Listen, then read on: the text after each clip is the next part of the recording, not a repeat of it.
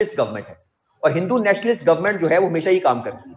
आप बीजेपी के किसी भी लीडर की तकरीर उठाकर देख लीजिए, वो मोदी साहब हो, वो अजीत डोवल हो, वो अमित शाह हो, या आपके पास जो है वो राजनाथ सिंह हो, ये चार लोग, आप इनकी तकरीरें उठाकर देख लीजिए, आपको एक चीज कॉमन नजर आएगी, इनकी हर तकरीर में आपको चार लफ्ज जरूर मिलेंगे, पाकिस्तान, आतंकवाद, भारत माता, धर्म। इनके पूरे का पूरा मैनिफेस्टो इन चार चीजों के इर्द गिर्द घूमता है। पाकिस्तान, आतंकवाद, भारत माता, धर्म, सब कुछ इन चार चीजों के इर्द गिर्द घूमता है। प्राइम मिनिस्टर मोदी का भी, अजीत डोवल का भी, राजनाथ सिंह का भी, राइट, उसके बाद अमित शाह का भी, और योगी अमरनाथ का भी, जो यूपी का चीफ मिनिस्टर है। ये सारे के सारे लोग एंटी पाकिस्तान काम करते हैं और इनका स्टेट नैरेटिव भी यही है। तो और लोगों के लिए एंटी पाकिस्तान सेंटिमेंट्स क्रिएट करना उनके लिए मुश्किल काम नहीं है। जब हर बंदा बात कर रहा होगा इकोनॉमी के ऊपर, तो आप जरा वल्लभ भाई पटेल का मुजस्समा खड़ा कर दें, सारे कहेंगे जनाब वल्लभ भाई पटेल, जनाब क्या बात है, आपकी इकोनॉमी पे कोई बात ही नहीं करेगा। तो ये कुछ चीजें सिंबॉलिकली की, बाद में आते हैं ब्रेक के बाद। थैंक यू सर, अल्लाह हाफिज़।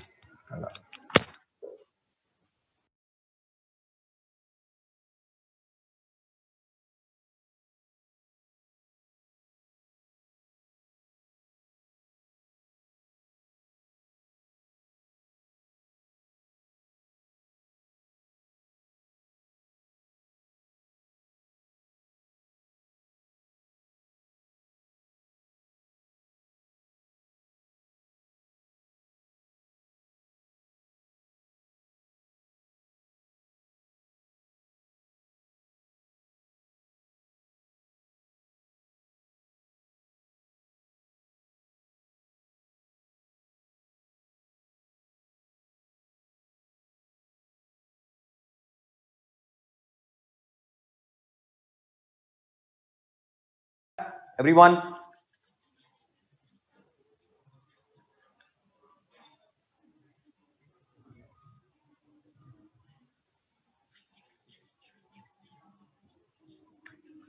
आ जाइए जी सारे वापस, अब काम धंधा अपना छोड़ दें, बैक टू द क्लास जी। एवरीवन इज बैक, आ गए सारे के सारे।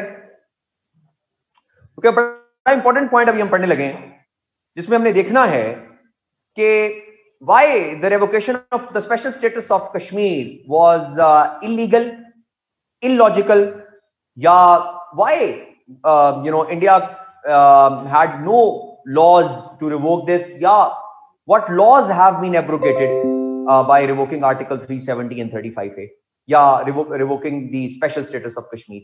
ये बड़ा इंपॉर्टेंट पॉइंट्स हैं जिसको भी हमने जो है अंडरस्टैंड करना है, and let us understand these points, the very important logic to be understood, और ये सारी की सारी चीजें उसमें अंडरस्टैंड करनी है।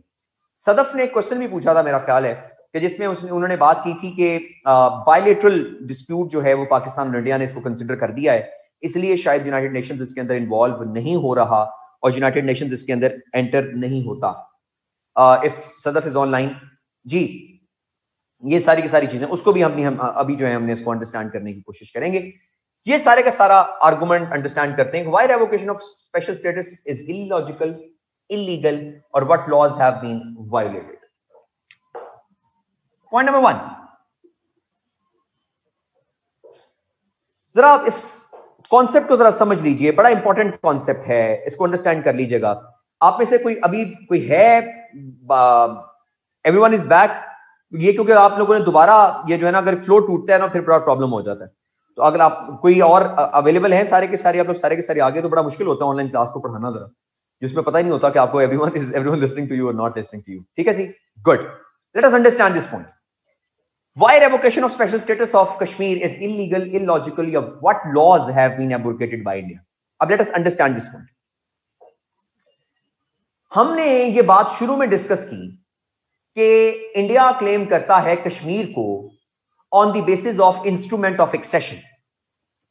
हमने ये देखा कि इंडिया ये कहता है कि क्योंकि इंस्ट्रूमेंट ऑफ एक्सेशन फाइनल हो गया था, साइन हो गया था बाय दी जो है वो महाराजा ऑफ इंडिया टू दी जो है वो government of to the government of India, तो इसीलिए जो है वो अल्टीमेटली कश्मीर जो है बिलोंग्स टू इंडिया। ये आर्गुमेंट हमने शुरू के अंदर पढ़ा, लेकिन फिर हमने इसका काउंटर आर्गुमेंट भी देखा। हमने काउंटर आर्गुमेंट में अंडरस्टैंड किया कि किस तरह जो इंस्ट्रूमेंट ऑफ एक्सेशन था, इटसेल्फ इंस्ट्रूमेंट ऑफ एक्सेशन कैसे वो खुद ही इलीगल था या इलॉजिकल था, या फिर हमने देखा कि वो इंस्ट्रूमेंट ऑफ एक्सेशन तो कभी लीगली तौर पर एक्सेप्ट भी नहीं हुआ था। ये सारे के सारे आर्गुमेंट्स हमने अंडरस्टैंड कर लिए, हमने उनको रिजेक्ट भी कर दिया। लेकिन अब इस पॉइंट को समझने के लिए इस लॉजिक को समझिए। What if for the sake of debate, what if for the sake of argument हम इंडिया की बात मान लें कि इंस्ट्रूमेंट ऑफ एक्सेशन लीगल था और इंस्ट्रूमेंट ऑफ एक्सेशन एक्सेप्ट भी हो गया था। यह बात नहीं मान ली हमने इंडिया की, यानी इंस्ट्रूमेंट ऑफ एक्सेशन लीगल भी था और इंस्ट्रूमेंट ऑफ एक्सेशन अप्रूव भी हो गया था, जो कि दोनों नहीं हुआ, दोनों काम नहीं हुए। लेकिन हम for the sake of debate हम इंडिया की बात मान भी लें कि यह काम हुआ था। तो जो इंडिया ने आर्टिकल 370 को रिवोक किया है, इंडिया ने जो स्पेशल स्टेटस ऑफ कश्मीर को रिवोक किया है, इंडिया ने बेसिकली उसी इंस्ट्रूमेंट ऑफ एक्सेशन को ही रिवोक कर दिया जिस इंस्ट्रूमेंट ऑफ एक्सेशन की बेस पर वो ये क्लेम करते हैं कि कश्मीर बिलोंग्स टू इंडिया। गौर से सुनिए मेरी बात, बड़ा इंपॉर्टेंट पॉइंट है। यानी जिस इंस्ट्रूमेंट ऑफ एक्सेशन की बेस पर वो ये क्लेम करते हैं कि कश्मीर बिलोंग्स टू इंडिया, वो इंस्ट्रूमेंट ऑफ एक्सेशन खुद ही रिवोक कर दिया इंडिया ने। कैसे रिवोक किया, उस इंस्ट्रूमेंट ऑफ एक्सेशन में क्या लिखा हुआ था, उसको अंडरस्टैंड करते हैं। याद कीजिए, आपको मैंने बताया था कि आर्टिकल 370 में लिखा हुआ था कि कश्मीर के अपना लॉ होगा, कश्मीर का अपना कॉन्स्टिट्यूशन होगा। जब उन्होंने आर्टिकल 370 को रिवोक कर दिया तो उसका मतलब यह है कि अब कश्मीर का कॉन्स्टिट्यूशन उस पर लग गया। अब हम पढ़ ये रहे हैं कि आर्टिकल 370 रिवोक क्यों नहीं हो सकता था, इसको अंडरस्टैंड करते हैं। अब आपके पास जो है एक मैं कमेंट, आपके पास article 7 of the instrument of accession अभी आपके पास जो है वो आपके पास ग्रुप के अंदर भी आपके पास आ रहा है, कमेंट्स में आप देखिएगा। Article 7 of the instrument of accession, ये वो इंस्ट्रूमेंट ऑफ एक्सेशन है जिसकी बेस पर इंडिया ये क्लेम करता है कि कश्मीर बिलोंग्स टू इंडिया। उसके वो इंस्ट्रूमेंट ऑफ एक्सेशन का क्लॉज नंबर 7 देखिए क्या लिखा हुआ है जरा। अब क्लॉज नंबर 7 को अंडरस्टैंड कीजिए। Clause number 7 of the instrument of accession जिसकी बेस पर इंडिया ये क्लेम करता है कि कश्मीर बिलोंग्स टू इंडिया, उस इंस्ट्रूमेंट ऑफ एक्सेशन के क्लॉज नंबर 7 के अंदर, अब ये पेस्ट नहीं करना, उस इंस्ट्रूमेंट ऑफ एक्सेशन के क्लॉज नंबर 7 के अंदर इंडिया ये क्लेम करता था कि कश्मीर बिलोंग्स टू इंडिया। लेकिन उसी इंस्ट्रूमेंट ऑफ एक्सेशन में लिखा हुआ है महाराजा ने कि nothing in this instrument shall be deemed to commit me in any way to acceptance of any future constitution of India. Maharaja Hari Singh ने इंडिया के साथ, महाराजा हरि सिंह ने इंडिया के साथ इंस्ट्रूमेंट ऑफ एक्सेशन तभी साइन किया था जब उसने यह कहा था कि मैं कमिटमेंट नहीं दे रहा कि मैं कॉन्स्टिट्यूशन ऑफ इंडिया को मानूंगा, कि मैं कॉन्स्टिट्यूशन ऑफ इंडिया को अप्रूव करूंगा कश्मीर में।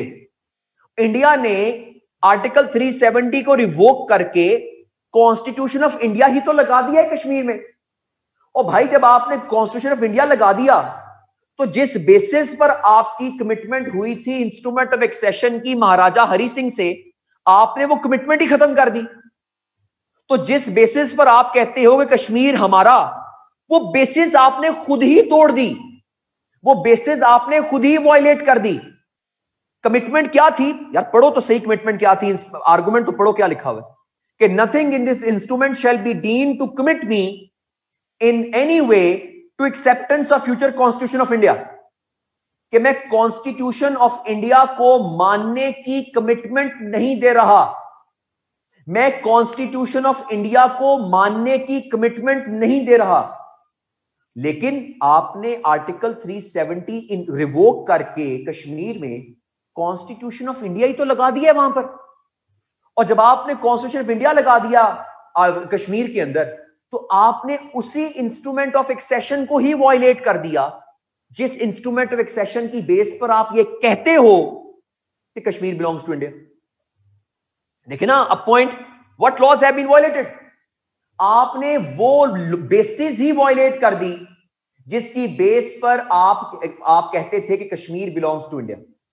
और वो बेसिस में एक कमिटमेंट हुई थी आपकी महाराजा हरि सिंह के साथ, और महाराजा ने कहा था कि मैं आपसे instrument of accession clause number 7 में लिखा हुआ है, इंस्ट्रूमेंट ऑफ एक्सेशन के क्लॉज नंबर 7 में, कि मैं आपसे कमिटमेंट नहीं कर रहा कि मैं कॉन्स्टिट्यूशन ऑफ इंडिया को मानूंगा। आपने कॉन्स्टिट्यूशन ऑफ इंडिया ही तो लगा दिया है कश्मीर के अंदर, और जब आपने कश्मीर में कॉन्स्टिट्यूशन ऑफ इंडिया लगा दिया तो आपने बेसिकली उस इंस्ट्रूमेंट ऑफ एक्सेशन की वायलेशन कर दी, जिस इंस्ट्रूमेंट ऑफ एक्सेशन की बेस पर आप ये क्लेम करते थे कि कश्मीर बिलोंग्स टू इंडिया। ये पॉइंट क्लियर हुआ? ये पॉइंट क्लियर हुआ आपको? ये पहला पॉइंट जी। आगा अनम्यूट कीजिएगा आगा।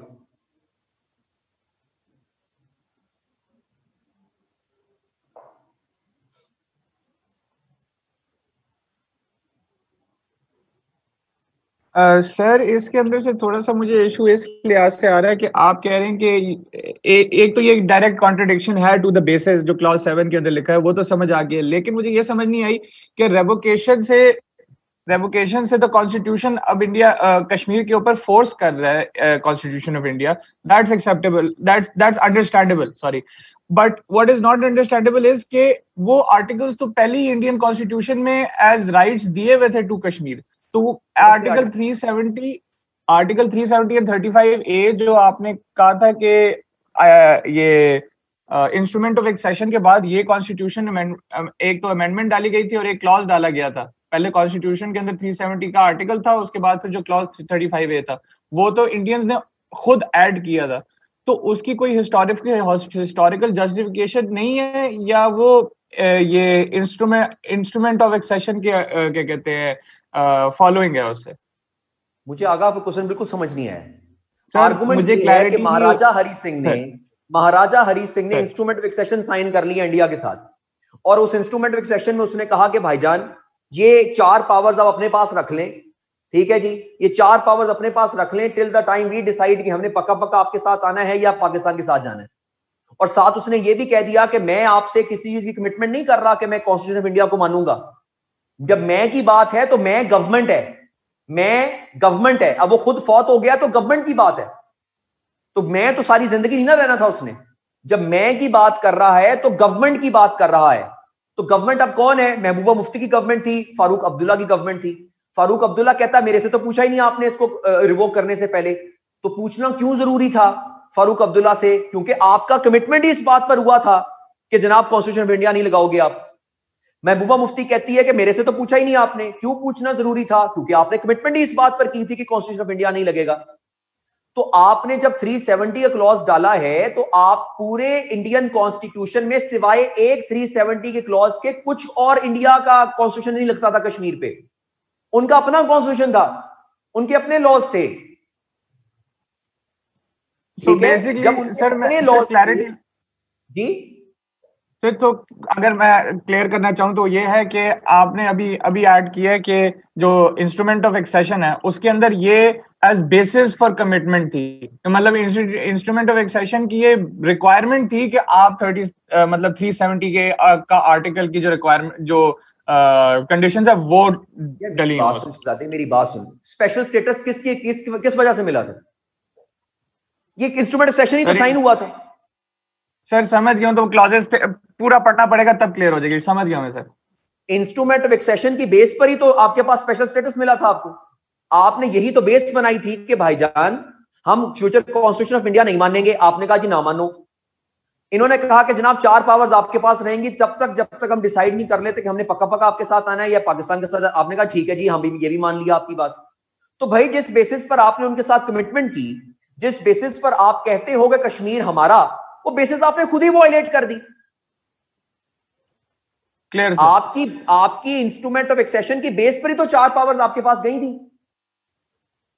क्लियर हो गया सर, ठीक है? उसी बेस पर तो सारा कुछ आपके पास गया था। लेकिन अगर फॉर एग्जांपल आपने उसी को वायलेट कर दिया अल्टीमेटली, तो इसका मतलब यह है कि you have violated the same instrument of accession on the basis of which you claim that Kashmir belongs to India. Clear हो गया? क्लियर हो गया सर, थैंक यू। पहला आर्गुमेंट है, थैंक यू।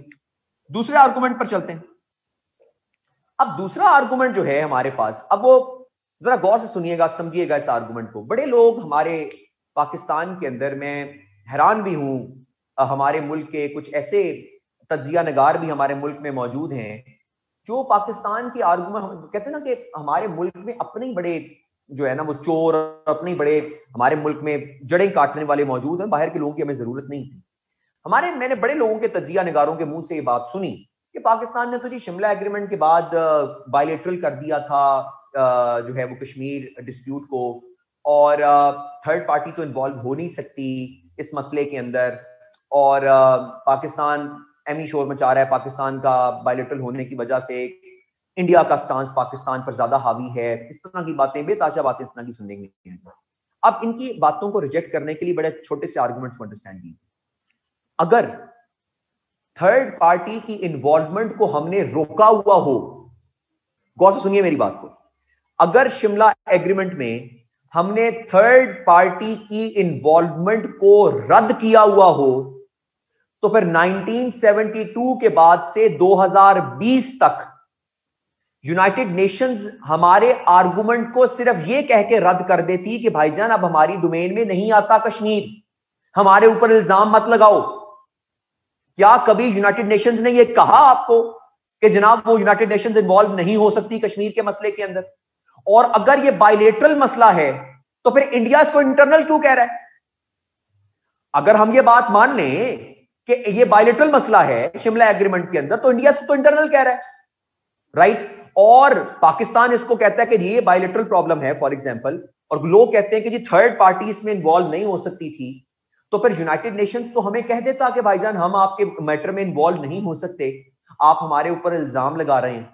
ठीक हो गया जी। अब इन सारी बातों को रिजेक्ट करने के लिए और दूसरे आर्गुमेंट को जस्टिफाई करने के लिए कि कैसे इंडिया ने जो 370 को रिवोक किया है, कैसे ये इलीगल है और इंडिया रिवोक नहीं कर सकता था, इसके लिए मैं आपके पास जो है एक और पॉइंट जो है वो अब आपके ग्रुप के अंदर भी आने लगा है, उसको आप देखिएगा। शिमला एग्रीमेंट का clause 2 sub clause 2, Shimla agreement जिसको हम इधर पेस्ट कीजिएगा, शिमला एग्रीमेंट जिसको बार बार लोग जो है रेफर करते हैं कि जनाब पाकिस्तान ने शिमला एग्रीमेंट में जो है एग्रीमेंट साइन कर लिया था इंडिया के साथ कि जो बायलेटरल है और ये सारी की सारी चीजें, उसी क्लॉज के अंदर क्लॉज 2 सब क्लॉज 2 जो है जिसकी बार बार रेफरेंस आता है, वो अब आपके सामने जो है आने लगा है। इसको जरा गौर से पढ़िएगा जी। अब जरा गौर से सुनिए, ये क्लॉज 2 सब क्लॉज 2 है किसका? शिमला एग्रीमेंट का, जिसका बार बार रेफरेंस आता है। अब पहला पॉइंट जरा पहली 2-3 लाइनें जरा पढ़िए। That the two countries are resolved to settle their differences by peaceful means through bilateral negotiations. यहां तक पढ़िए सिर्फ। That the two countries are resolved to settle their differences by peaceful means through bilateral negotiations. यहां तक तो सब पढ़ते हैं, इसके आगे पढ़िए, or by any other peaceful means mutually agreed upon them. मुझे बताइए और any other मीन्स का मतलब क्या है? कि कोई और रास्ता भी है इसको सॉल्व करने का, यानी थर्ड पार्टी भी इन्वॉल्व हो सकती है, यानी जो दोनों एग्री करेंगे तो थर्ड पार्टी जो है इसके अंदर इन्वॉल्व हो जाएगी। वो थर्ड पार्टी कौन है? यूएन। तो भाई जब थर्ड पार्टी की इन्वॉल्वमेंट को हमने खुद लिखा हुआ है शिमला एग्रीमेंट में, हमने कहां लिखा थर्ड पार्टी इन्वॉल्व नहीं हो सकती? Where did we write in the clause 2 sub clause 2 of the Shimla agreement, जिसको बार बार लोग रेफर करते हैं? आधी वर्ड पढ़ते हैं, वो पहली लाइन पढ़ते हैं, that the two countries are resolved to settle their differences by peaceful means through bilateral negotiations. यहां तक पढ़ते हैं, आगे और लिखा हुआ है, और या by any other peaceful means mutually agreed upon them. यानी अगर थर्ड पार्टी भी इन्वॉल्व होनी है, थर्ड पार्टी कौन है? यूएन भी है। थर्ड पार्टी कौन हो सकता है? यूएस भी हो सकता है, जो मीडिएट करवा दे दोनों के दरमियान। यानी हमने शिमला एग्रीमेंट में थर्ड पार्टी की इन्वॉल्वमेंट को नहीं रोका, हमने उसको रोका नहीं है, हमने सिर्फ दोनों की म्यूचुअल एग्रीमेंट से, दोनों के म्यूचुअल एग्रीमेंट से कह दिया है कि ये दोनों की म्यूचुअल एग्रीमेंट से ये काम होगा। क्लियर है? ये बात तो हमारी पहली बात क्लियर होगी। लेकिन दूसरी पॉइंट सुनिए जो इसी के अंदर आगे लिखा हुआ है, वो क्या लिखता है? वो लिखता है, pending the final settlement of any of the problems between the two countries, neither side shall unilaterally alter the situation and both shall prevent the organization. यानी neither side shall unilaterally alter the situation. आपने कश्मीर की situation को unilaterally तो alter कर दिया, आपने कश्मीर की situation को पाकिस्तान से पूछे बगैर चेंज कर दिया। जब आपने पाकिस्तान से पूछे बगैर कश्मीर की सिचुएशन को चेंज कर दिया, तो भाईजान आपने शिमला एग्रीमेंट को भी वायलेट कर दिया, जिसकी बेसिस पर आप कहते थे कि जनाब ये म्यूचुअल एग्रीमेंट है हमारा और बायलेटरल मसला है। चलो हम मान भी लें कि आप बायलेटरल है, थर्ड पार्टी इन्वॉल्व नहीं हो सकती इसके अंदर, जो कि हो सकती है, हमने देखा क्लॉज 2 सब क्लॉज 2 में। उसमें तो यह भी लिखा हुआ था कि जनाब दोनों पार्टीज में से कोई भी यूनिलैटरली, मतलब अकेले सिचुएशन को चेंज नहीं कर सकता। इससे सिचुएशन को चेंज करने के लिए, कश्मीर की सिचुएशन को चेंज करने के लिए पाकिस्तान का अप्रूवल चाहिए था, क्योंकि शिमला एग्रीमेंट के अंदर यह बात फाइनल हुई थी, शिमला एग्रीमेंट में, कि जब तक सिचुएशन जो है वो एग्जिस्ट कर रही है, कोई भी स्टेट यूनिलैटरली यानी इकलौते अकेले सिचुएशन को चेंज नहीं कर सकती, राइट? अब ये जो सिचुएशन है अल्टीमेटली आपके पास, जो आप नहीं कर सकते change at the end of the day, situation नहीं चेंज कर सकते आप इकलौते यूनिलैटरली। इसका मतलब कि आपने वायलेशन कर दी किसकी? You have violated the Shimla agreement is well, Shimla agreement is well. आपने इंस्ट्रूमेंट ऑफ एक्सेशन को भी वायलेट किया और फिर आपने शिमला एग्रीमेंट को भी वायलेट कर दिया। ये दो एग्रीमेंट्स आपने वायलेट कर दी, एक जिसकी बेस पर आप कहते हो कश्मीर हमारा, और दूसरा जिसकी बेस पर कहते हो कि ये बायलेटरल। दोनों चीजें आपने जो है इसको वायलेट कर दिया आपने, और दोनों चीजें वायलेट हो गई। So that is why the laws that have been violated by revocation of article 37, this is very important to understand कि why India's actions in Kashmir are illegal and why we are making noise. Why we are making noise? We are making noise because they have violated the Shimla agreement. We are making noise because they have violated the instrument of accession. अभी तो सिर्फ दो बातें की हमने, अभी तो दो बातें और भी हैं जो इंशाल्लाह अभी मैं आपके सामने रखूंगा कैसे उन्होंने इसको वायलेट किया अल्टीमेट। क्लियर है जी? अमीर हमजा को जरा आप अनम्यूट कीजिएगा।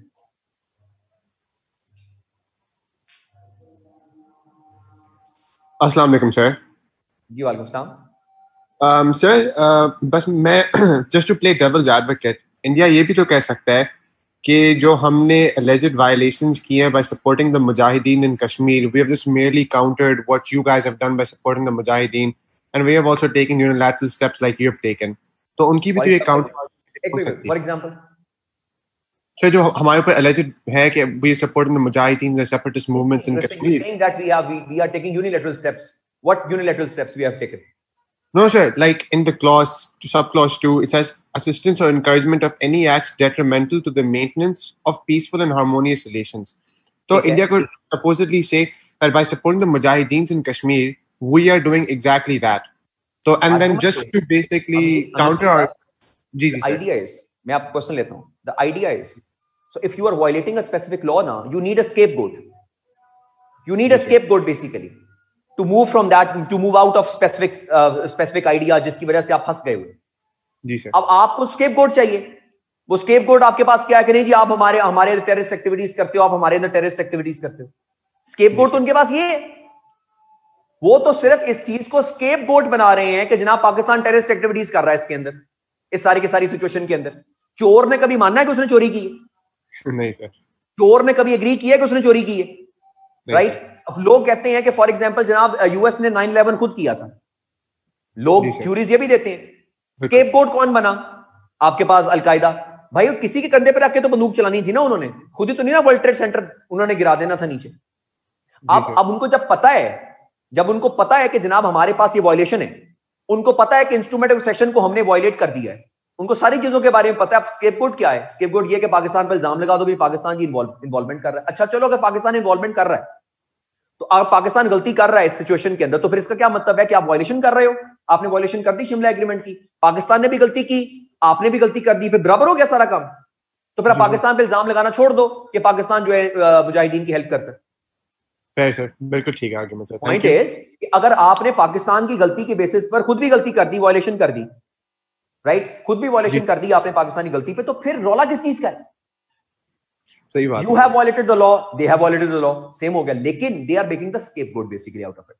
ये सारी की सारी सिचुएशन उसके अंदर से निकलती है। क्लियर हो गया? Thank you. और दूसरी और बात, आखिरी बात आपकी मैं बता दूं, यूनाइटेड नेशंस अगर इन्वॉल्व होगा, यूनाइटेड नेशंस का ये रूल है कि म्यूचुअली एग्रीड होंगी दोनों स्टेट्स तो ही यूनाइटेड नेशंस इन्वॉल्व होता है उसके अंदर। मीडिएशन क्या होती है?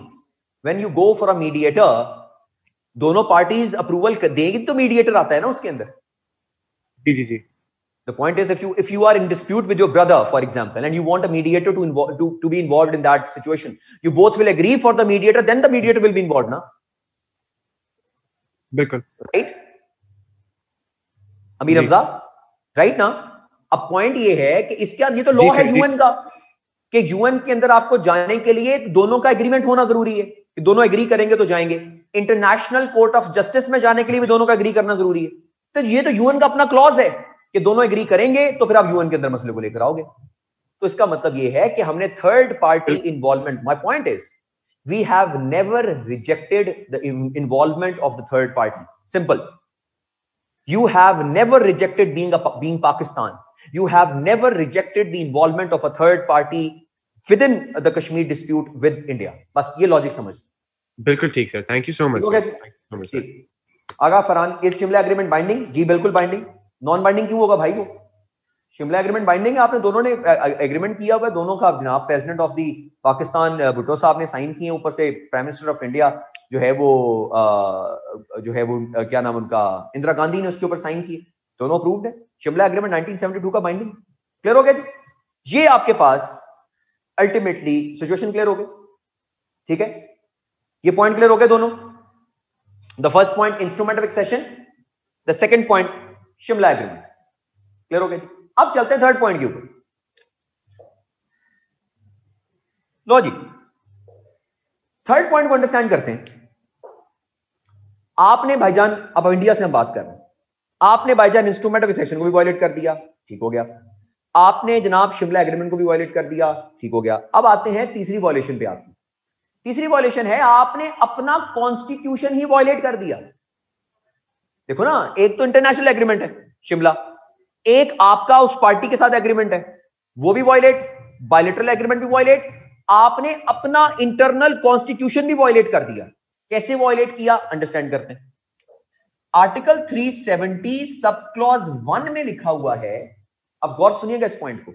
आर्टिकल 370 सब क्लॉज 1 में लिखा हुआ है, राइट जी? अब हाँ जी, वो एंटी आर्गुमेंट्स है इसके अंदर, बिल्कुल हाँ। बल्कि सदफ आप पे आर्गुमेंट क्लियर हो गया, बल्कि आपने क्वेश्चन पूछा था, ये आर्गुमेंट क्लियर हुआ आपका, ये शिमला एग्रीमेंट वाला, गुड। अब आते हैं थर्ड पॉइंट के ऊपर। अंडरस्टैंड कीजिए आर्टिकल 370 सब क्लॉज 1 को। आर्टिकल 370 सब क्लॉज 1 में लिखा हुआ था कि आर्टिकल 370 अमेंड हो सकता है, आर्टिकल 370 अमेंड हो सकता है थ्रू प्रेसिडेंशियल ऑर्डर, ठीक हो गया?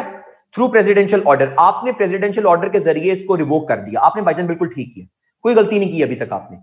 लेकिन अब आपकी गलती कहां पर है, आप जरा गौर से सुनिए।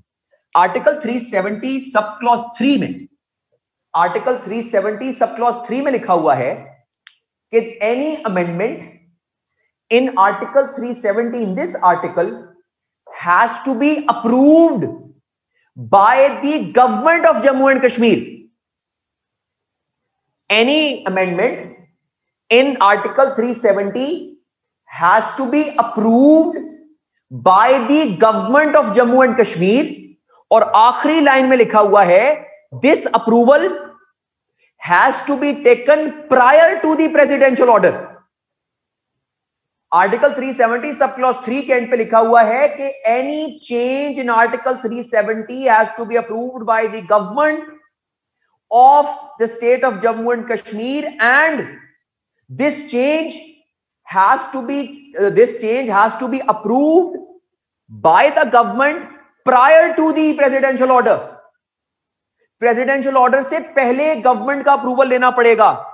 फॉर एग्जांपल, आपने जब फाटा को मर्ज किया खैबर पख्तूनख्वा के साथ, तो क्या आपने खैबर पख्तूनख्वा की असेंबली में रेजोल्यूशन पास नहीं करवाई? हुई, क्योंकि खैबर पख्तूनख्वा की असेंबली ने प्रूव करना था कि फाटा हमारे पास आएगा कि नहीं आएगा।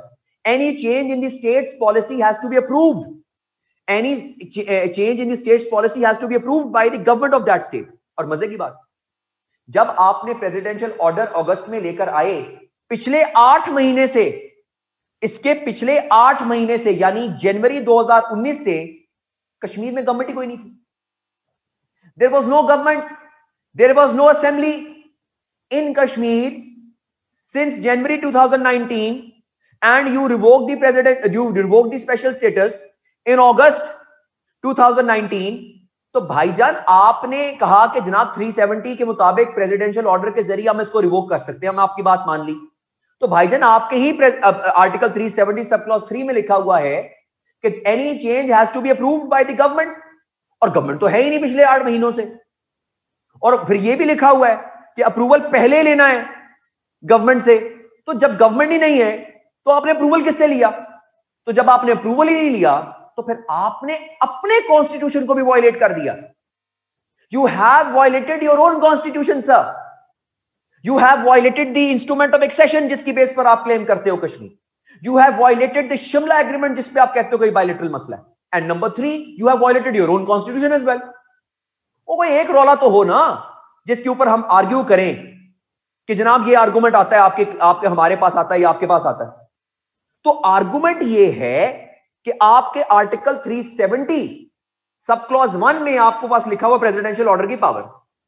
आर्टिकल 370 सब क्लॉज 3 में लिखा हुआ है कि आपका presidential order has to be approved by the government of the state of Jammu and Kashmir. वहां पे तो गवर्नमेंट ही नहीं है। और फिर नीचे ये भी लिखा हुआ है कि जो है वो एनी चेंज इन दी जो है वो article 370 has to be approved prior to the presidential order. और भाई प्रेसिडेंशियल ऑर्डर देने से पहले अप्रूवल चाहिए था और 8 महीने से तो गवर्नमेंट ही नहीं है। तो जब गवर्नमेंट ही नहीं है तो फिर आपने अप्रूवल किससे लिया है? तो जब आपने अप्रूवल ही नहीं लिया तो आपने अपने कॉन्स्टिट्यूशन को वायलेट कर दिया, राइट?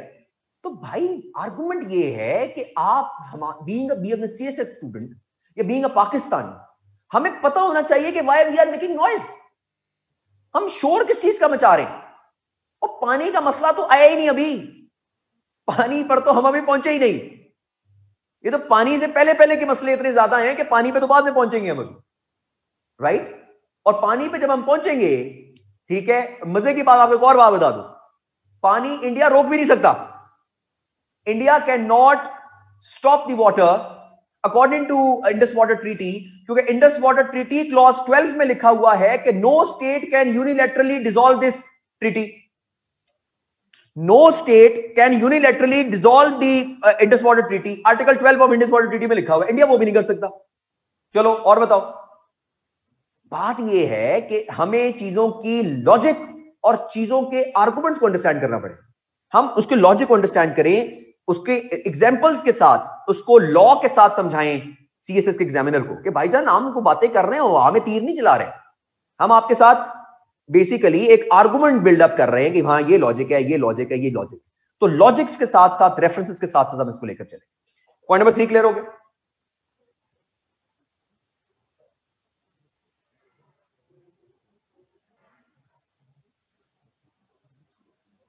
सारा को जरा अनम्यूट कीजिए।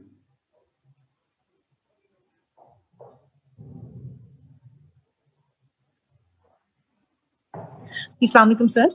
जी वालेकुम अस्सलाम।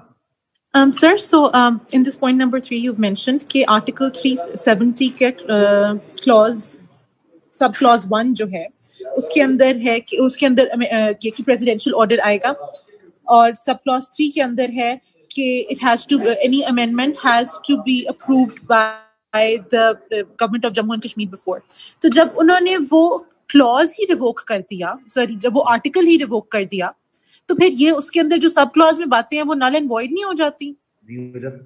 अमेंडमेंट 3 किस्म की होती है। अमेंडमेंट 3 किस्म की होती है। Either you can add a new article in your constitution, you can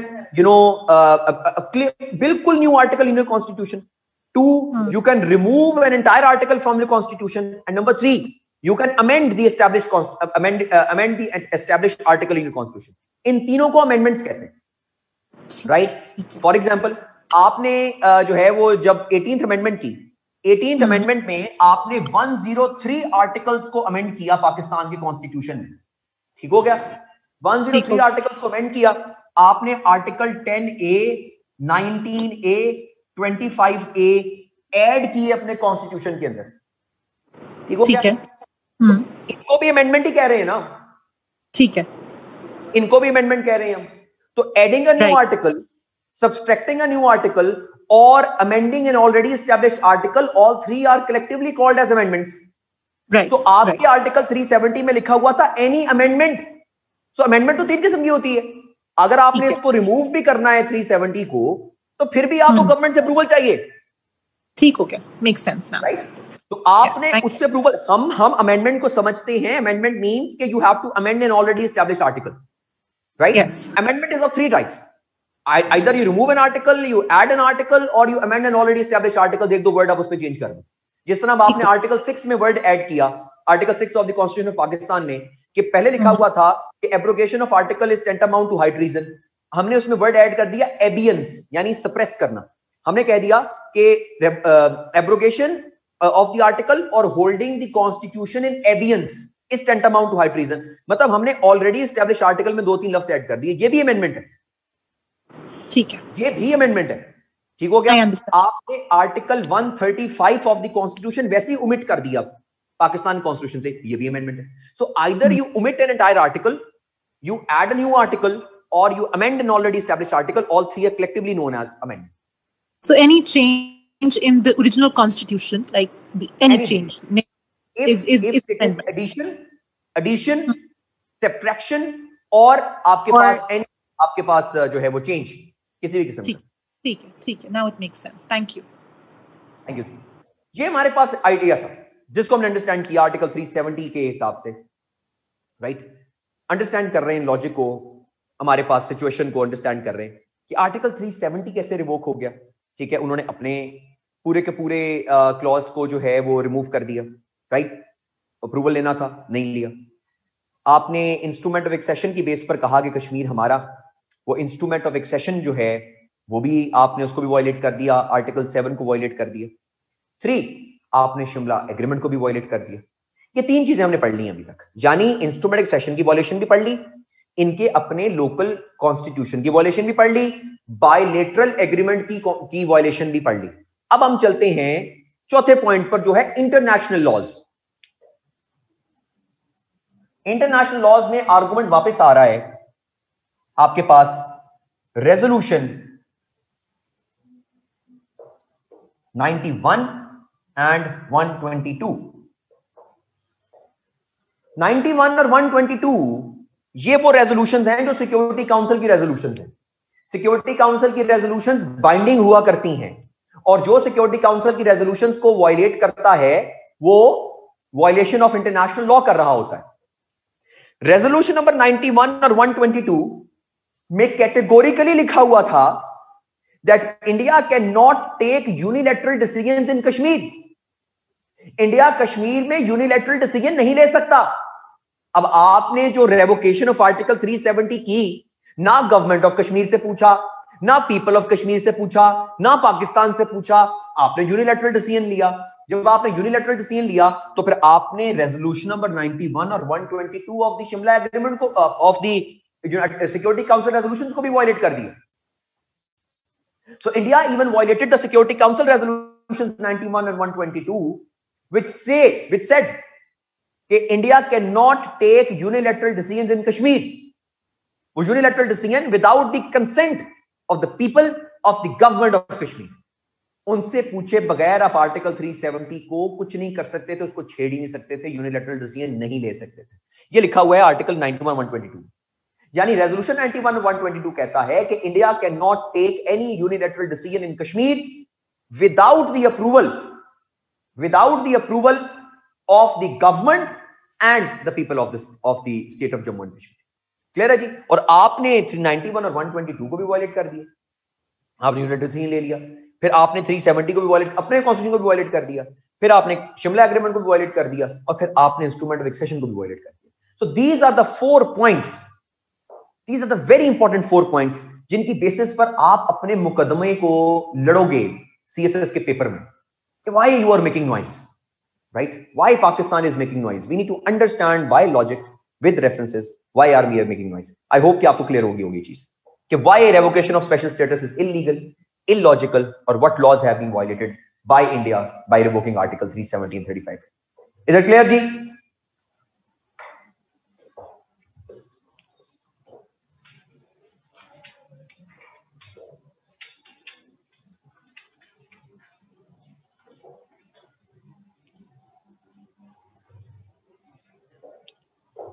clear हो गया?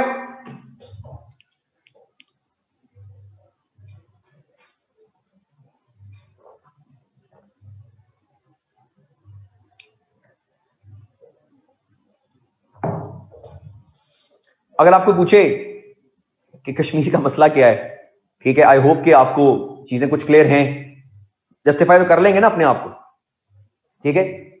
हाँ, तो वी नीड टू अंडरस्टैंड कि भाई हमारा रोला क्या है, हम देखो, हमारे पास बहुत सी चीजें, हमारे कौम के अंदर ना, हमारे पास एक बड़ा मसला है। बहुत सी चीजें हम करते हैं, हमें नहीं पता हम क्यों करते हैं, राइट? और बहुत सी चीजें हम नहीं करते, हमें नहीं पता हम क्यों नहीं करते। मैं चले आपको उसकी एग्जांपल देता हूं, ठीक है? और आपको एग्जांपल मैं आपको ये देता हूं कि पाकिस्तान, आपको पता है कि Pakistan does not recognize Israel as a state. सबको पता है।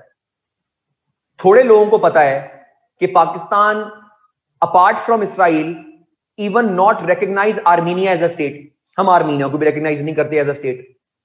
चलो, इसराइल की तो समय लगती है हमें, आर्मीनिया को क्यों नहीं करते ये भी नहीं पता।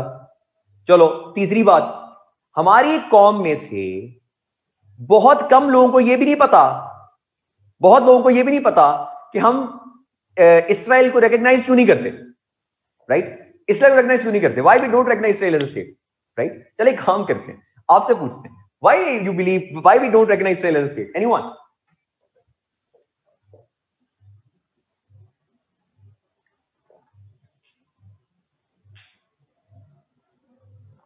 एनी लॉजिक आप कोई बताएं मुझे, एनीवन? युद्धी मुल्क है ऐसा नहीं कहता, युद्धी मुल्क है, ठीक है?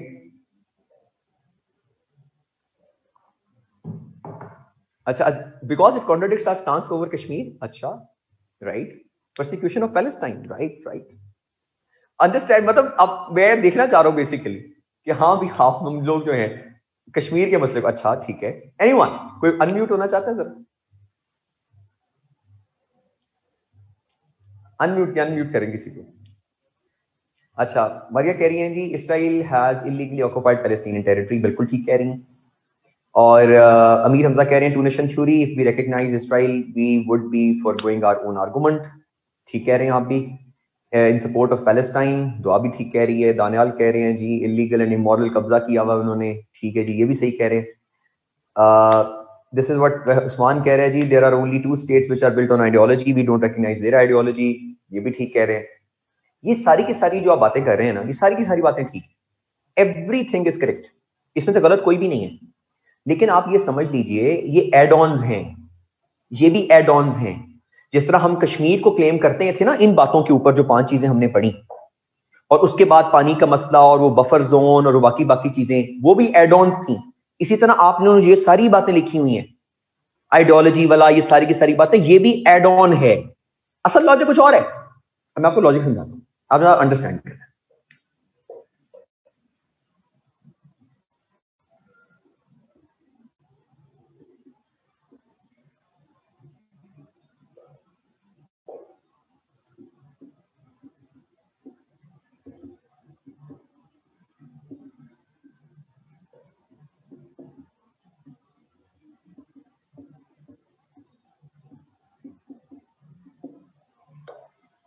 Montevideo Convention on Rights and Duties of States 1933 Article 1, reference note कीजिएगा। Montevideo Convention on Rights and Duties of States 1933 Article 1। Montevideo Convention जो है, Montevideo is the capital of उरुग्वाई, उरुग्वाई का कैपिटल है।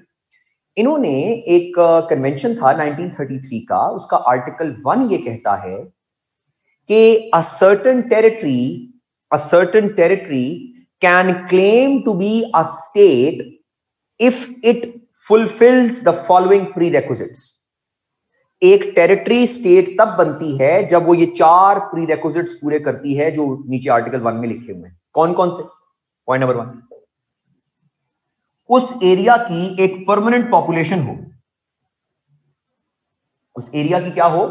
एक परमानेंट पॉपुलेशन हो। पाकिस्तान की परमानेंट पॉपुलेशन का मतलब ये नहीं है कि एक ही अमाउंट रहे। परमानेंट पॉपुलेशन का मतलब है कि इनहेबिटेंट्स मौजूद रहे वहां पर। पाकिस्तान की पॉपुलेशन है जी, बिल्कुल है। 2, वहां पर एक गवर्नमेंट हो, वहां पर एक गवर्नमेंट हो, उसमें अथॉरिटेरियन गवर्नमेंट हो, डेमोक्रेसी हो, डिक्टेटरशिप हो, फाशिस्ट हो, कोई भी हो, गवर्नमेंट हो वहां पर। ठीक है जी। हमारे पास, हमारे मुल्क में गवर्नमेंट है जी, बिल्कुल है। इसका मतलब ये दोनों पॉइंट्स हम पूरे कर रहे हैं, अभी तक हम स्टेट हैं। 3, a defined territory, उसकी डिफाइंड टेरिटरी हो। 796096 स्क्वायर किलोमीटर, 796096 6096 स्क्वायर किलोमीटर हमारी डिफाइंड टेरिटरी है। Imagine the world without boundaries. दुनिया के अंदर बाउंड्री कोई ना होती, दुनिया में आपके पास बॉर्डर ही कोई ना होते, तो आपको कैसे पता चलता किस मुल्क का लॉ कहां तक लगेगा, यूएस का लॉ कहां तक लगेगा, रशिया का लॉ कहां तक लगेगा? बाउंड्रीज होना बड़ा जरूरी होती, डिफाइंड टेरिटरी, राइट? पाकिस्तान की 796096 स्क्वायर किलोमीटर की बाउंड्री है, इसका मतलब हमारी ये पॉइंट पूरा होता है। Number 4, capacity to enter into relations with other states. Capacity to enter into relations with other states, यानी उस स्टेट के पास, उस टेरिटरी के पास कैपेसिटी हो to enter into relations with other states. We are part of the Shimla Agreement, we are part of the Indus Water Treaty, we are part of the United Nations, we are part of the SAARC। मतलब हम ये point पूरा करते हैं, right? ये point पूरा हो गया। अच्छा जी, मुझे बताएं, क्या हमारी परमानेंट पॉपुलेशन है? गवर्नमेंट है, डिफाइंड टेरिटरी है जी, capacity to enter into relations है। हम ये चारों प्रीरेक्विजिट्स पूरे करते हैं, इसका मतलब हम स्टेट, ठीक हो गया। हम ये कहते हैं कि इसराइल की डिफाइंड टेरिटरी नहीं है, इसराइल की डिफाइंड टेरिटरी नहीं है, वो अपनी टेरिटरी को इंक्रीज कर रहा है, वो अपनी टेरिटरी डिफाइंड नहीं है। आज कुछ है, कल कुछ और हो जाती है, परसों कुछ और हो जाती है, अगले दिन कुछ और हो जाती है। उनकी डिफाइंड टेरिटरी नहीं है। The territory has been increase होती जा रही है, ऐड होती जा रही है उनकी जो टेरिटरी, राइट? अब ये आपके पास जो ऐड होती जा रही है उनकी टेरिटरी, जिसकी वजह से वो प्री रेक्विजिट्स ऑफ स्टेटहुड ही पूरे नहीं करते। हमारा लॉजिक ये है कि चूंकि वो डिफाइंड टेरिटरी उनकी नहीं है, वो प्री रेक्विजिट्स ऑफ स्टेटहुड पूरे ही नहीं करते, तो हम उनको स्टेट ही नहीं मानते, हमको स्टेट ही नहीं मानते। ये जो बाकी बातें आप कह रहे हैं कि जी वो हमारी आइडियोलॉजी है, वो जी हमारा आर्गुमेंट, टू नेशन थ्योरी, ये सारा कुछ ये एड ऑन्स हैं, ये आपको इसराइल से मजीद नफरत करवा रहे हैं। फॉर एग्जाम्पल, मैं चले आपसे एग्जाम्पल शेयर करता हूं। आपका एक बंदे ने उधार देना है 5 लाख रुपए, 5 लाख रुपए उधार देना है किसी बंदे ने आपका, ठीक है जी। वो बंदा आपका फोन भी नहीं उठा रहा, वो बंदा बदतमीज भी है, राइट? वो बंदा मतलब बुरी आदत है उसके अंदर, आपको नफरत हो गई उस बंदे से, लेकिन आपका उससे असल मसला क्या है? 5 लाख का। ये जो वो फोन नहीं उठा रहा, वो बदतमीज भी है, ये आपको उस बंदे से मजीद नफरत करवा रही है। ये चीज यही हमारे पास है कि हमारा रौला उनके साथ ये है असल में। और फिर वो जनाब वो इस्लामिक आइडियोलॉजी और उसके अलावा जनाब वो कायद आज़म ने कह दिया था, और वो जनाब वो टू नेशन थ्योरी और वो बाकी की सारी चीजें, ये एड ऑन्स हैं, ये आपको उनसे ज्यादा नफरत करवा रही हैं, ये ज्यादा चीजें लेकर आ रही हैं आपके आर्गुमेंट को, जो लॉजिकल आर्गुमेंट है उसके ऊपर एड ऑन है। ये चेरी ऑन द केक है। क्लियर हो गया? तो ये आपके पास सारी की सारी चीजें अल्टीमेटली जो है एग्जिस्ट करती हैं, सारी की सारी, ठीक है जी। अब सारे पूछ रहे व्हाट अबाउट आर्मीनिया, अब ये गूगल करें जाके व्हाट अबाउट आर्मीनिया, ठीक है? अब लोग गूगल भी करें, वो सारे काम इधर नहीं ना करने, ये भी तो चीजें होती ना। अगला काम होता है सिर्फ अगले बंदे को तीली लगा देना, बाकी काम आप लोगों ने जाके खुद करना है, ठीक है? हमारा काम था पहुंचा देना, हमने पहुंचा दिया, ठीक है जी। अब अल्टीमेटली अब आगे चलते हैं, ठीक है? अब आपने गूगल भी करना है कि भाई Pakistan does not recognize Armenia as a state, ठीक है? चलो शाबाश, ये अब हमें गूगल कर लेना। आपका होमवर्क है आज, तो भाई कोई काम खुद भी तो करना है ना, ठीक हो गया जी। So one question of the topic, will you be teaching international law? हाँ, मैं इंटरनेशनल लॉ पढ़ाता हूँ, 1 साल से तो मैं ही पढ़ा रहा हूँ यहाँ पे, ठीक है? इंटरनेशनल लॉ मैं ही पढ़ाऊंगा, अगर आप लोग में से कोई रखेगा तो इंशाल्लाह we'll see each other in our international laws classes में, अंडरस्टैंड करेंगे। खैर जी, ये हमारे पास कुछ पॉइंट्स थे जो कि हमने अंडरस्टैंड किए, थोड़ा ऑफ टॉपिक भी चले गए हम, लेकिन जरा जरूरत होती कभी कभी। अगला पॉइंट जो हम पढ़ने लगे हैं वो है implications of revocation of article 370, या दूसरा point, what makes Kashmir a nuclear flash point, या what makes Kashmir a time bomb. बड़ा इंपॉर्टेंट। ये देखे ना, आपसे कश्मीर के ऊपर सवाल किसी भी तरीके से आ सकता है। वो आपसे पूछ सकता है कि इंप्लीकेशंस क्या होंगी, वो आपसे पूछ सकता है कि for example Kashmir is a time bomb, Kashmir is a nuclear flash point, इस तरह की बातें। What are the options for Pakistan to counter Indian brutality, solutions क्या हैं, why they have revoked the article, इस तरह की बातें। इसलिए हम डिफरेंट बातें कर रहे हैं। इसमें पाकिस्तान अफेयर्स की चीजें भी पूरी हो जाएंगी, करंट अफेयर्स की पूरी हो जाएंगी, और अगर इंशाल्लाह इस पे ऐसे आ गया तो ऐसे भी कवर कर सकते हैं आप इसके अंदर, क्योंकि अल्लाह खैर करे हम लॉज के हिसाब से और आर्गुमेंट्स के हिसाब से इतना डाटा इकट्ठा कर लेंगे कि हम इस पे पूरा एक ऐसे भी जो है वो पूरा जो है वो लिख सकते हैं। अब हम बात करने लगे हैं नेक्स्ट पॉइंट के ऊपर कि what makes Kashmir a nuclear flashpoint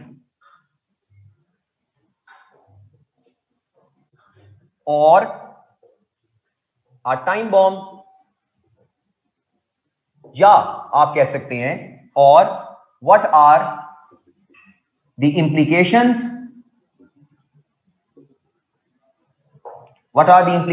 or consequences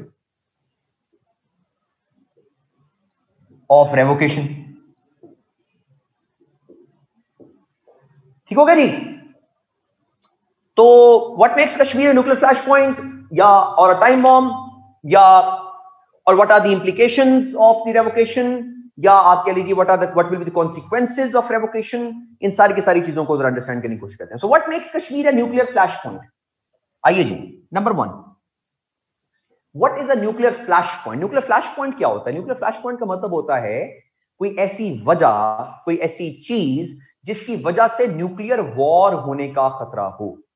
कोई ऐसी चीज, कोई ऐसी वजह, कोई ऐसी टेरिटरी जिसकी वजह से न्यूक्लियर वॉर होने का खदशा हो, उस पे न्यूक्लियर वेपन्स इस्तेमाल उस जगह पर हो सकते हो, उसको हम न्यूक्लियर फ्लैश पॉइंट कहते हैं. Right? So what makes Kashmir a nuclear flash point? This is very important to understand. इसके ऊपर मैं आपके सामने कुछ 4-5 रीजंस रखूंगा कि what makes Kashmir a nuclear flash point, या मैं आपके साथ इंप्लीकेशंस, ये सब कुछ इकट्ठा ही डिस्कस करेंगे. पॉइंट नंबर 1, गौर से नोट कीजिएगा इस पॉइंट को. Kashmir is the only territory in the world, गौर से सुनिए मेरी बात को, Kashmir is the only territory in the world that is a disputed territory. पूरा लाइन सुनना है आपने. Kashmir is the only territory in the world that is a disputed territory, B surrounded by 3 nuclear power countries, Pakistan, India and China, C not even surrounded by 3 nuclear power countries, all 3 nuclear power countries have certain claims on the territory as well. Kashmir is the only territory in the world that is at the same time disputed, at the same time surrounded by 3 nuclear power countries, and C, not just surrounded, all 3 of them have certain claims on that territory as well. So when 3 nuclear power countries are claiming certain territory on a disputed territory, that territory becomes a nuclear flashpoint. That territory becomes a nuclear flashpoint. कि वहां पर nuclear war होने का खदशा है क्योंकि वो 3 nuclear power countries ऐसे आ गए हैं जिनकी सर्टेन क्लेम्स हैं उस टेरिटरी के ऊपर.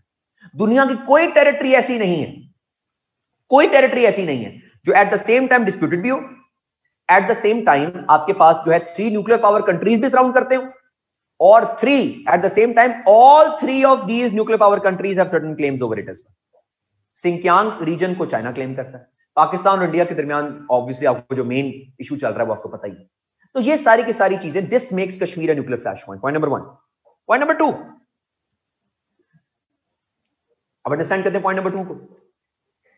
अब जो दूसरा पॉइंट है regarding Kashmir a nuclear flash point, इसको अंडरस्टैंड करने की कोशिश करते हैं. वो ये है कि दुनिया में सबसे कम, the lowest people to force ratio, people to force ratio दुनिया में सबसे कम कश्मीर में. People to force ratio, for example तकरीबन 8 लाख फौज है और तकरीबन 80 लाख आबादी, जो लेजिटिमेट आबादी, बाद में आ गए सारा कुछ उनको छोड़ दीजिए. लेजिटिमेट आबादी 80 लाख, तकरीबन 8 लाख फौज, यानी 1:10 बनता है. हर 10 बंदों के लिए एक फौजी मौजूद है. दुनिया में सबसे कम पीपल टू फोर्स रेशो ये है, 1:10. पीपल टू फोर्स रेशो सबसे कम दुनिया में ये है 1:10. तो एक आपके पास एक ऐसी टेरिटरी जो कि डिस्प्यूटेड है और उसके अंदर अगर इतनी कम पीपल टू फोर्स रेशो मौजूद है तो उसमें क्या चांसेस हैं? उसमें चांसेस ये हैं आपके पास कि अगर पीपल विल रिटेलिएट, अगर लोग रिटेलिएट करेंगे 1:10 की बेसिस पर, और वहां पे जो सूरत-ए-हाल चल रही है, लोग रिटेलिएट करेंगे, तो देयर आर चांसेस कि पाकिस्तान क्योंकि एक कश्मीर के साथ मौजूद है, Pakistan will come up to help the Kashmiris, and when Pakistan will get involved in the area of Kashmir, you know, India is already a nuclear power, Pakistan is a nuclear power, Pakistan gets involved in the area of Kashmir, that may trigger a nuclear war between two countries. That may trigger a nuclear war between two countries. So because of the people to force ratio, there are chances that when the people will retaliate, Pakistan will come up with the force to help the Kashmiris at the end of the day. Ultimately, that makes Kashmir a nuclear flashpoint, क्योंकि Pakistan India के दरमियान there are chances कि फिर nuclear war बढ़ जाएगी, जो अगर वहां पर कोई मसला हुआ तो that makes Kashmir a nuclear flashpoint. ठीक है जी, पॉइंट नंबर 3 को देखते हैं जी. एक इंटरनेशनल एनजीओ है, उसका नाम है genocide watch. Genocide watch international NGO है, जीनोसाइड वॉच. इसकी रिपोर्ट आई और ये अपनी रिपोर्ट में कहते हैं जीनोसाइड वॉच वाले कि दुनिया में इस वक्त जो टेरिटरी जिसके अंदर सबसे ज्यादा जीनोसाइड का खतरा है, that is prone to genocide, जो है वो सबसे ज्यादा जीनोसाइड प्रोन है वो कश्मीर.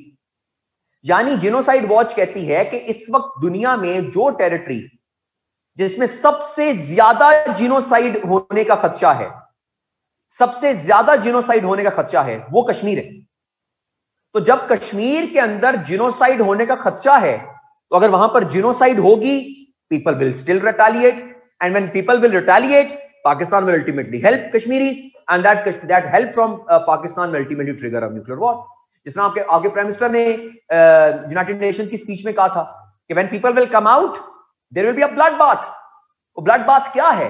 ब्लड बाथ ये जीनोसाइड तो है, वो जीनोसाइड तो है कि when people will come out to retaliate the Indian oppression, they will fight, and that fight may lead to a bloodbath, and when they will fight, there are chances कि Pakistan will come up to help the Indian जो है वो come up to help the Kashmiris, and that help from Pakistan may trigger a war between India and Pakistan, a nuclear war between India and Pakistan. Genocide means mass killing of people, mass killing of people. ये 3 point हो गए. चौथा, अच्छा बड़ा important point है चौथा. Prime minister Modi threat करते हैं पाकिस्तान को, थ्रेट कि we will stop your waters. Prime minister Modi threat करते हैं पाकिस्तान को कि we will stop the waters. और उन्होंने जो थ्रेट किया वो आपको याद होगा, उनकी स्पीच, बड़ी मशहूर स्पीच उन्होंने की थी कि blood and water can not flow together. Blood and water can not flow together. ये थ्रेट है कि देयर आर चांसेस कि वो आपके वाटर्स को रोक लेंगे, आपके पानी को रोक लेंगे जो वहां पर मौजूद है, कश्मीर के अंदर से आ रहा. तो जब वो कश्मीर के अंदर से आ रहा है जो आपका पानी, अगर उसको रोक लेंगे तो you are an agrarian country, और एग्रेरियन कंट्री के लिए सबसे ज्यादा इंपॉर्टेंट चीज पानी होता है, क्योंकि उसकी एग्रीकल्चर पानी पे डिपेंड करती है, और आपकी इकोनॉमी बहुत हद तक एग्रीकल्चर पर डिपेंड करती है, और आपका एग्रीकल्चर पानी पे डिपेंड करता है. तो if they stop your water because they threat you to stop your water, तो that may lead to a war between Pakistan and India. भाई आपने शबरात पे तो नहीं चलाने के लिए रखे हुए न्यूक्लियर वेपन्स, ना ही उन्होंने दिवाली पे चलाने के लिए रखे हुए, और कहीं ना कहीं तो चलेंगे ही ना. तो अगर वो आपका वाटर रोक लेंगे, आपका पानी रोक लेंगे, ठीक है, तो पानी जब वो आपका रोकेंगे अल्टीमेटली, तो फिर वो आप रिटेलिएट तो करोगे, रिटेलिएट तो करोगे आप. भाई अगर एक बंदे को तैरना ना भी आता हो, आप उसको पानी में धक्का दे दो, वो हाथ पांव तो वो भी मारता है. ये तो नहीं ना कि पानी में धक्का होगा भाईजान, आप उसमें धक्का हो गया, अब तो मैं जा रहा हूं नीचे भाईजान, हाथ पांव तो वो भी मारता है. तो सेम इसी तरह अगर आपके साथ आपकी पूरी की पूरी इकोनॉमी अगर डिपेंड करती है एग्रीकल्चर के ऊपर, पूरी की पूरी इकोनॉमी आपकी एग्रीकल्चर पर डिपेंड करती है, तो अगर वो आपके एग्रीकल्चर की वजह से आपका जो पानी अगर वो रोक लेते हैं, पानी अगर वो आपको रोक लेते हैं, that will somehow may trigger a nuclear war at the end of the day, right. तो आपके पास ये हिसाब किताब एग्जिस्ट करता है. Point number 5. और हाँ, एक और हिसाब भी है, आपने अपनी जो न्यूक्लियर पॉलिसी है ना, आपकी न्यूक्लियर पॉलिसी, उसमें भी ये बात शामिल है कि अगर वो आपका पानी रोकेंगे, अगर वो आपका एग्रीकल्चर आपके लिए, आपका इंडस वाटर ट्रीटी के अकॉर्डिंगली वो पानी रोकेंगे ना, आप फर्स्ट यूज कर दोगे न्यूक्लियर वेपन चला दोगे. तो आपकी जब पॉलिसी के अंदर है कि हमें न्यूक्लियर वेपन चला देना बिकॉज ऑफ द वाटर, तो फिर तो न्यूक्लियर वॉर होगी. ठीक है. 5वां पॉइंट, इंडिया के डिफेंस मिनिस्टर हैं, उनका नाम है राजनाथ सिंह। राजनाथ सिंह, इनके पॉइंट को समझने के लिए आपको एक पॉइंट पहले समझना पड़ेगा। पाकिस्तान और इंडिया की न्यूक्लियर पॉलिसीज को समझना पड़ेगा। पाकिस्तान की न्यूक्लियर पॉलिसी है first use nuclear policy, first use, कि हम फर्स्ट यूज कर सकते हैं। और इंडिया की न्यूक्लियर पॉलिसी जो है वो मेजॉरिटी टाइम्स वो आती है no first use policy, no first use policy, कि पहला यूज हमने नहीं करना। लेकिन after the revocation of article 370 अगस्त 2019 में इंडिया के डिफेंस मिनिस्टर राजनाथ सिंह ने कहा, थ्रेट किया पाकिस्तान को कि we will review our no first use policy. उन्होंने कहा कि हम नो फर्स्ट यूज पॉलिसी को रिव्यू करेंगे। यानी वो आपको थ्रेट कर रहे हैं कि हम फर्स्ट यूज भी कर सकते हैं न्यूक्लियर वॉर का और न्यूक्लियर वेपन्स का। तो अगर वो आपको थ्रेट कर रहे हैं कि वो न्यूक्लियर वेपन्स को फर्स्ट यूज कर सकते हैं, इसका मतलब वो क्या कर रहे हैं, वो न्यूक्लियर आपके पास फ्लैश पॉइंट बना रहे हैं कश्मीर को। क्योंकि अगस्त के अंदर उन्होंने कहा कि we will review the no first use policy. When they say that we will review the no first use policy, that means they are giving you a threat. They are giving you a threat that we may use nuclear weapons, and if they use nuclear weapons, we will use nuclear weapons as well. Ultimately, that may trigger a nuclear war. So implications में या time bomb में या nuclear flash point में ये point भी बड़ा जरूरी है कि राजनाथ सिंह थ्रेट कर रहे हैं कि we will review the no first use policy. Point number 6, अच्छा बड़ा इंपॉर्टेंट पॉइंट है। मुझे एक बात बताइए, पाकिस्तान और इंडिया ने न्यूक्लियर वेपन्स जो अपने डेवलप किए थे वो किस एक वजह से किए थे? What was the main reason for the development of nuclear weapons between Pakistan and India? ऐसी कौन सी वजह? नहीं, ऐसी क्या रीजन है, किस वजह से न्यूक्लियर वेपन्स डेवलप हुए? कश्मीर की वजह से। ओ भाई, जब आपने न्यूक्लियर वेपन्स ही कश्मीर की वजह से डेवलप किए हैं, बैलेंस ऑफ पावर तो है। कौन सी ऐसी डिस्प्यूट है जिसकी वजह से न्यूक्लियर वेपन्स डेवलप हुए? कश्मीर डिस्प्यूट था ना, बैलेंस ऑफ पावर की वजह से, बैलेंस ऑफ पावर करने के लिए। ओ भाई, जब आपने न्यूक्लियर वेपन्स डेवलप ही कश्मीर की वजह से किए तो कश्मीर हुआ ना न्यूक्लियर फ्लैश पॉइंट। समझे कि नहीं? जब आपके न्यूक्लियर वेपन्स डेवलप ही एक रीजन की वजह से हुए हैं और वो रीजन ही कश्मीर है, तो फिर कश्मीर हुआ ना न्यूक्लियर फ्लैश पॉइंट। तो फिर जंग होगी तो फिर कश्मीर की वजह से ही होगी ना। So this makes Kashmir a nuclear flashpoint. When your entire idea of development of nuclear weapons depended on one dispute between each other, and that was Kashmir. So if you have developed the entire weapons because of Kashmir, Kashmir became a nuclear flashpoint. तो ये हमारे पास बड़ा important point है कि कश्मीर की वजह से nuclear flashpoint बन गया। कैसे बन गया? ओ भाई, आप न्यूक्लियर वेपन्स डेवलप ही कश्मीर की वजह से किए ना। कश्मीर का डिस्प्यूट होता तो ना न्यूक्लियर वेपन्स डेवलप होते, ना हम ये टॉपिक पढ़ रहे होते न्यूक्लियर फ्लैश पॉइंट वाला। तो जब एक रीजन है ही कश्मीर जिसकी वजह से दोनों कंट्रीज ने आपस में बैलेंस ऑफ पावर किया, दोनों कंट्रीज ने आपस में जो है वो न्यूक्लियर वेपन्स को डेवलप किया, तो that makes Kashmir a nuclear flash point. That point is a nuclear flash point. Point number 7, इसके अलावा बड़ा इंपॉर्टेंट पॉइंट इंप्लीकेशंस के लिए। आप में से अगर कोई अभी इंटरनेट ऑब्वियसली आपके पास मौजूद है, 20th अगस्त 2019 डॉन में एक आर्टिकल आया था पाकिस्तान के परमानेंट रिप्रेजेंटेटिव मुनीर अकरम का। वो देखिएगा, पर आप में से कोई है उसको गूगल करके आप पोस्ट कर दे इनके लिए, सबके लिए, या फिर आपस में खुद उसको देख लीजिएगा। उसमें उन्होंने लिखा हुआ था कश्मीर इंडियाज अफगानिस्तान। कश्मीर इंडियाज अफगानिस्तान, ये आया है आर्टिकल मुनीर अकरम का 20th अगस्त 2019 को डॉन। मुनीर अकरम कहते हैं कि क्योंकि अफगानिस्तान को जो है वो ग्रेवयार्ड ऑफ एम्पायर्स कहा जाता है, ग्रेवयार्ड ऑफ एम्पायर्स कहा जाता है। ठीक है जी, ये जरा कॉपी करके ना कमेंट सबके लिए पोस्ट करते हैं। क्योंकि अफगानिस्तान को ग्रेवयार्ड ऑफ एम्पायर्स कहा जाता है, इसीलिए मुनीर अकरम कहते हैं कि देयर इज अ चांस कि जो रिटेलिएशन स्टार्ट होगी ना कश्मीर में, it will lead to further disintegration in India. क्यों? क्योंकि इंडिया के अंदर सेपरेटिस्ट मूवमेंट सिर्फ कश्मीर में नहीं चल रही, इंडिया में सेपरेटिस्ट मूवमेंट नागालैंड में भी चल रही है, इंडिया में सेपरेटिस्ट मूवमेंट जो है वो उड़ीसा में भी चल रही है, इंडिया में सेपरेटिस्ट मूवमेंट खालिस्तान में भी चल रही है, इंडिया में सेपरेटिस्ट मूवमेंट तमिलनाडु में भी चल रही है। तमिलनाडु की सेपरेटिस्ट मूवमेंट, उड़ीसा की सेपरेटिस्ट मूवमेंट, खालिस्तान की सेपरेटिस्ट मूवमेंट, नागालैंड की separatist movement. Munir Akram argue करते हैं कि द सिचुएशन जो कश्मीर में होगी, it will engulf India, it will disintegrate India, क्योंकि it will be India's Afghanistan, जो उन्होंने काम किया यहां पे, बिकॉज पीपल विल रिटेलिएट, और वो retaliation will somehow trigger other problems as well at the end of the day. Clear? तो ये सारी की सारी चीजें जो है, ये मुनीर अकरम अपने आर्टिकल, और बहुत बहुत खूबसूरत आर्टिकल लिखा मुनीर अकरम ने, इसको पढ़िएगा और इसको आप as a reference of implications of article 370 के तौर पर इसको पढ़िए, इसमें नोट्स बनाइए और अपने चीज में ऐड कीजिए।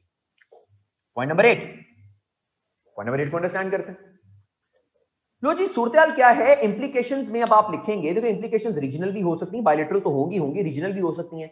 आप कहेंगे जी as far as regional implication is concern, the already crumbling SAARC, जो सार्क है वो ऑलरेडी क्रम्बल कर रहा है, already crumbling SAARC will crumble more, क्योंकि सार्क जो है वो इसलिए काम नहीं कर रहा क्योंकि पाकिस्तान और इंडिया के मसला है आपस में, और पाकिस्तान और इंडिया के डिस्प्यूट्स की वजह से सार्क जो ऑलरेडी क्रम्बलिंग पोजीशन के अंदर है, वो मजीद उसमें हालात खराब होंगे, मजीद उसके अंदर जो है वो डिसइंटीग्रेशन होगी, और वो बायलैटरलिज्म, उसमें जो मल्टीलेटरलिज्म वाला कॉन्सेप्ट, डिस्प्यूट रेजोल्यूशन वाला कॉन्सेप्ट, वो सारे का सारा खत्म होगा, क्योंकि सार्क ऑलरेडी काम नहीं कर रहा because of India Pakistan dispute, और because of Kashmir the crumbling situation in SAARC will crumble मोर।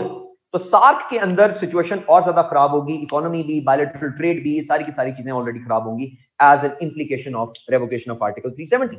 8वां 9वां, अब देखो ना, bilateral relation between Pakistan and India has been downgraded. Bilateral relations between Pakistan and India have been downgraded. हमारे बायलैटरल रिलेशन डाउनग्रेड हो गए कश्मीर की वजह से। कैसे? नंबर 1, पाकिस्तान ने इंडिया के डिप्लोमेट्स को वापस भेज दिया, इंडिया ने पाकिस्तान के डिप्लोमेट्स को वापस भेज दिया। बायलैटरल ट्रेड इंडिया और पाकिस्तान ने आपस में रोक दी। Pakistan never allowed Indian president and Indian prime minister to use Pakistan air space. हमारी अपनी एयर स्पेस भी इस्तेमाल करने नहीं दी हमने इंडिया के प्रेसिडेंट और प्राइम मिनिस्टर, राइट? हमने 14 अगस्त को कश्मीर सॉलिडेरिटी डे मनाया। हमारे प्राइम मिनिस्टर इमरान खान ने ओपनली बयान दिया, there is no point in talking to India anymore. तो ये क्या इंडिकेशन दे रहा है? कॉन्सिक्वेंसेस क्या हैं? कॉन्सिक्वेंसेस यही हैं कि the bilateral relations between Pakistan and India have been downgraded. ये एक कॉन्सिक्वेंस है जो कि आपके पास आएगा as a revocation of article 370। 10वां पॉइंट, देखिए कॉन्सिक्वेंसेस जो होते हैं ना, वो जरूरी नहीं कि कॉन्सिक्वेंसेस सारे नेगेटिव ही हों।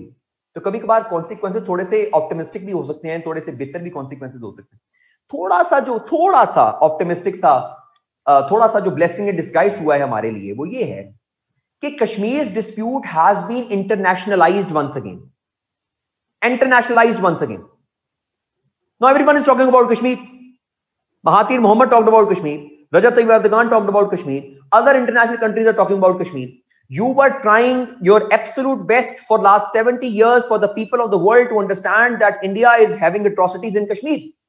कोई आपकी बात नहीं सुन रहा था, लेकिन जब से ये काम हुआ, यूनाइटेड नेशंस में बातें हो रही हैं, यूएस के प्रेसिडेंट ने बात की, जो बाइडेन जो यूएस के प्रेसिडेंशियल नॉमिनी है, उन्होंने कहा कि कश्मीर के अंदर जो है कश्मीरियों को राइट्स प्रोवाइड किए जाएं, इंडिया कश्मीरियों को राइट्स प्रोवाइड करे।